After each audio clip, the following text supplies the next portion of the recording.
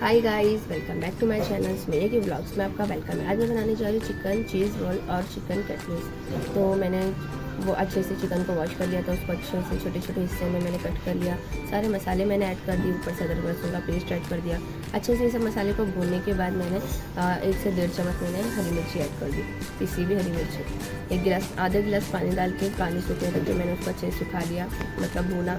उसके बाद मैंने अच्छे से उसको पीस लिया। उसके बाद मैंने ये 3 वेजेस ले लिए थे, उसको अच्छे से मैंने कट कर लिए। उसके बाद मिक्स करने के बाद मैंने रोल रेडी कर लिया। इसके अंदर चीज़ थे, मैंने सॉरी शूट करना भूल गई।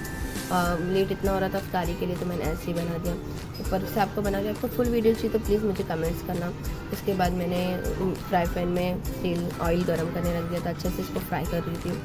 बहुत अच्छे लगे खाने में, सबको बहुत टेस्टी थे। आप भी ये चीज़ ट्राई करना। और thank you. Like share subscribe my channel.